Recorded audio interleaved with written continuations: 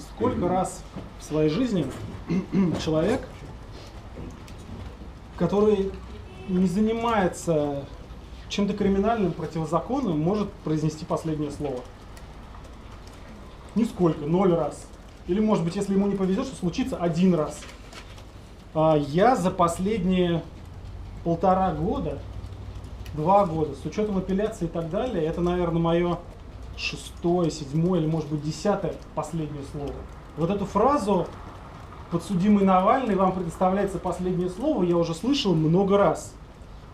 И все это как бы такое впечатление, что раз последнее слово какие-то для меня или для кого-то, для всех наступают последние дни. Постоянно тебе требуют сказать последнее слово. Но я говорю это, в общем-то вижу, что последние дни они не наступают. И самое главное, что меня в этом убеждает, вот если бы я вас сфотографировал вот так вот втроем, а лучше всех вместе, да, с представителями потерпевших так называемых, это вот те люди, с которыми я общаюсь в последнее время, люди, глядящие в стол. Понимаете? Вы все постоянно смотрите в стол. Я с вами со всеми разговариваю, вы смотрите в стол постоянно все. Вам нечего сказать. А самая какая, Елена Сергеевна, какая самая популярная вообще фраза, вы ее точно знаете, которые обращаются ко мне следователи, прокуроры, сотрудники ФСИН, вообще кто угодно, следователи, судьи по гражданским делам, по уголовным. Вы мне говорите одну фразу чаще всего. Алексей Анатольевич, вы же все понимаете. Я все понимаю, но я не понимаю одного. Вы-то почему, для чего без конца смотрите в стол? У меня нет никаких иллюзий. То есть я понимаю отлично, что никто из вас сейчас вот там не вскочит, не перевернет этот стол, не скажет, да надоело мне, я сейчас выхожу, и не станут представители Фраше, скажут, убедил нас Навальный своими красноречивыми словами. Человек устроен по-другому. Человеческое сознание компенсирует чувство вины. Иначе бы люди, они постоянно выбрасывались куда-то как дельфины. Невозможно просто прийти и постоянно думать, вот прийти домой и рассказать там, своим детям, мужу. Вы знаете, сегодня я участвовал в том, что мы сажали заведомо невиновного. Я теперь страдаю и буду страдать постоянно. Люди так не делают, они устроены по-другому. Они либо скажут, Алексей Анатольевич, вы же все понимаете, либо они скажут, нет дыма без огня, либо они скажут, а не надо было на Путина лезть, как вот процитировали слова представителя Следственного комитета. Если бы он не привлекал бы к себе внимание, не размахивал бы руками, не мешал проходу граждан, то, наверное, все бы обошлось. Но, тем не менее, для меня очень важно вот именно вам сказать, потому что вот обращаться в эту часть зала или к тем, кто посмотрит это видео, там, прочитает мое последнее слово, достаточно бесполезно. Тем не менее, вот люди, смотрящие в стол, это же по большому счету такое поле битвы, которое происходит между теми жуликами, которые захватили власть, и нормальными людьми, которые хотят власть изменить. Мы же бьемся за людей, смотрящих в стол, за тех, которые пожимают плечами, ничего не делают. И в условиях, когда можно просто не делать какой-то подлости, они ее делают. Известная цитата, все сегодня кого-то цитируют, да, про то, что всех учили, известная книжка «Убить дракона», всех учили плохому, но почему же ты, скотина, оказался первым учеником? Это не обращено конкретно к суду.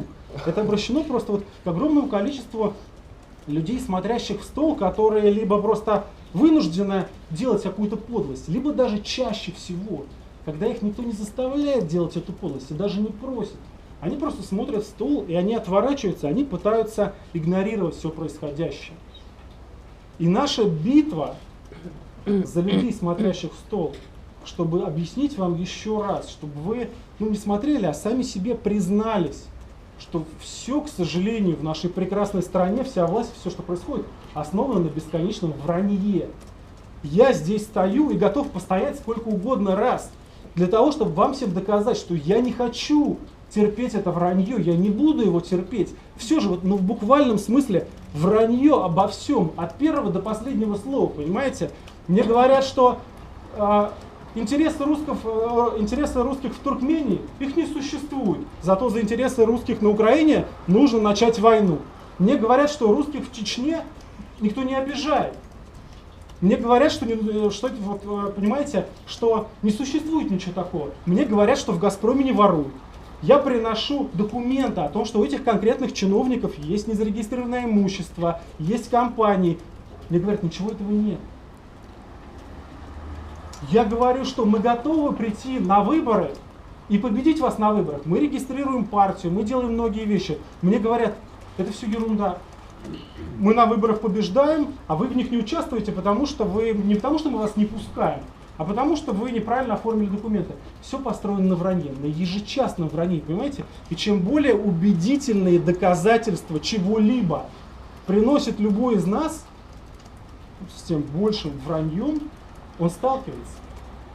И это вранье, оно просто оно стало не механизмом, который использует государство, оно стало сутью государственной власти, сутью ее. Мы смотрим выступления первых лиц, и там же вранье от первого до последнего слова. В крупных вещах и в мелочах. Вчера выступает Путин и говорит, у нас нет дворцов. Да мы фотографируем эти дворцы в месяц по 3 штуки, выкладываем, показываем, нет у нас дворцов. Нет, значит, у нас каких-то олигархов, которые кормятся от государства. Да вот же, пожалуйста, документики, посмотрите, как руководитель РЖД на кипрские и панамские офшорные компании половину уже госкорпораций оформил. Нет, ничего этого нет. Зачем терпеть это вранье? Зачем смотреть в стол? Понимаете, извините, может быть, что я вас какую-то такую же философию утягиваю, но да жизнь слишком коротка, чтобы в стол смотреть. По большому счету, ну а что там этой жизни-то? Мы не успели, вот я не успел оглянуться, мне уже почти 40. Не успели оглянуться какие-то внуки. А потом мы все не успеем оглянуться, и мы уже лежим в постели, и вокруг нас стоят родственники, которые только думают, скорее бы он отдал концы и освободил жилплощадь. И в какой-то момент мы будем понимать, что не имело смысла вообще ничего из того, что вот мы делали, для чего мы смотрели в стол и молчали. И смысл имеет только те моменты в нашей жизни, то время, когда мы делаем что-то правильное, когда нам не нужно смотреть в стол, а мы можем честно посмотреть в глаза друг другу, просто поднять эти глаза. Вот это имеет смысл, а все остальное смысла не имеет.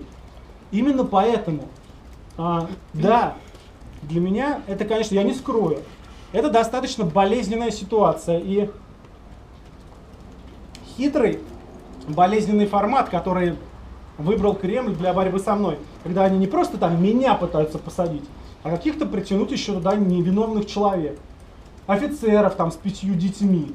И я должен смотреть в глаза его жене и так далее. Я уверен, что многих людей по болотному делу посадили ни за что, просто для того, чтобы застращать меня и таких, как я, неких лидеров оппозиции. Сейчас брата моего, понимаете, вот у него тоже жена, 2 детей, и я должен как-то вот сейчас с родителями.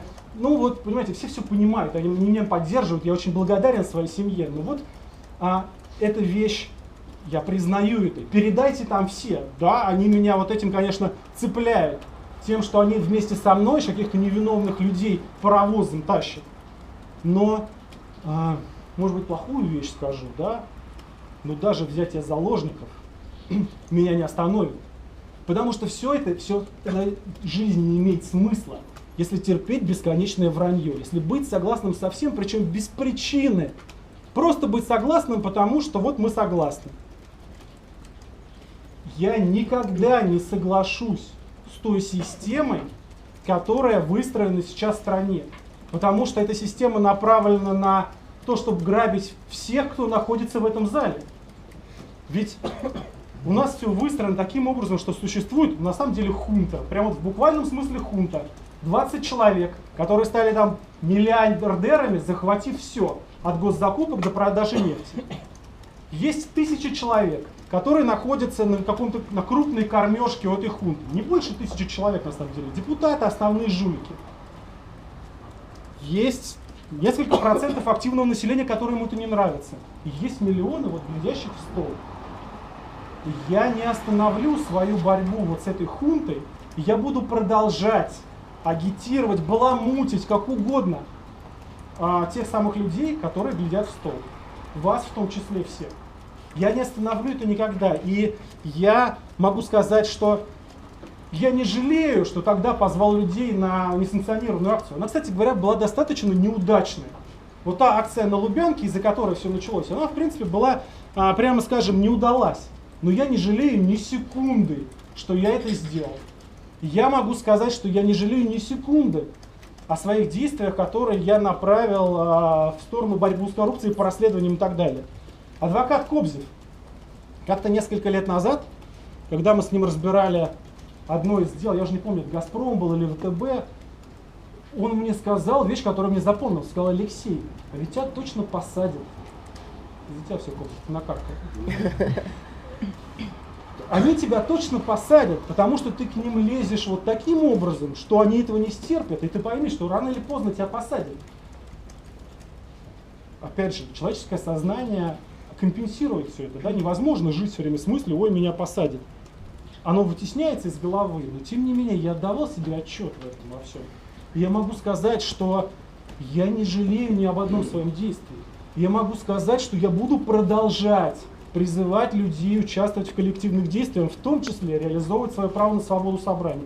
В том числе я еще раз хочу сказать в этом зале, я не знаю, в эту камеру и куда угодно, что да, я считаю, что у людей есть законное право на восстание против этой несправедливой коррумпированной власти, против хунты, которая украла все, которая все захапала, которая триллионы долларов выкачала из нашей страны в виде продажи нефти и газа. И что мы получили-то от этого всего? Ничего.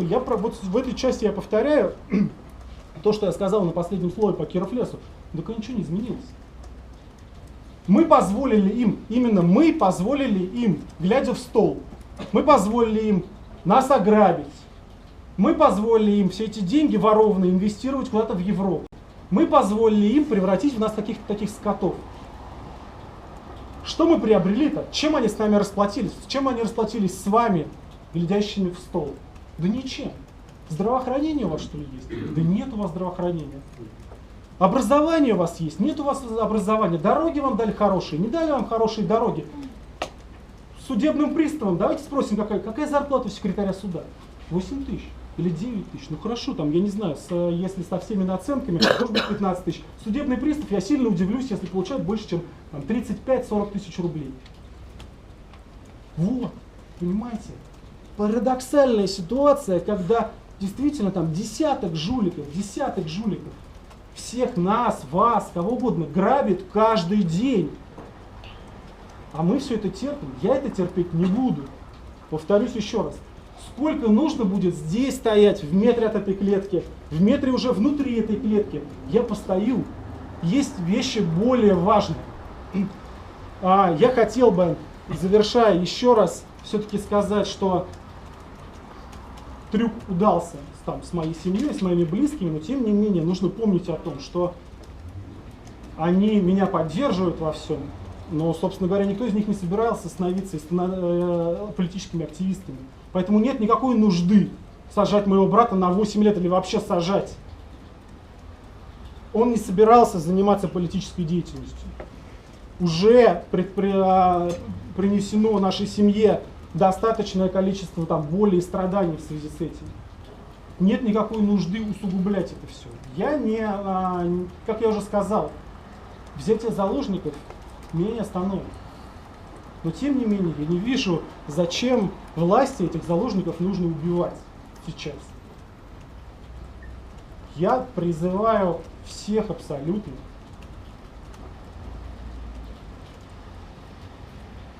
это знаете, наивно, может быть, звучит. И над этими словами, название этой известной статьи принято вообще смеяться, иронически ухмыляться, жить не по лжи. Но ничего другого не остается. В нашей стране, в этой ситуации, никакого другого рецепта не существует. Я хочу поблагодарить всех за поддержку, я хочу призвать всех жить не по лжи, я хочу сказать, что я уверен абсолютно, что изолируют меня, посадят и так далее, как говорится, на его место придет другой. Ничего уникального или сложного я никогда не делал. Все, что я делаю, может делать любой человек. И я уверен, что и в фонде борьбы с коррупцией, где-то еще найдутся люди, которые будут продолжать делать то же самое, вне зависимости от решений этих судов, единственная цель которых – это придание вида законности. Спасибо. Да.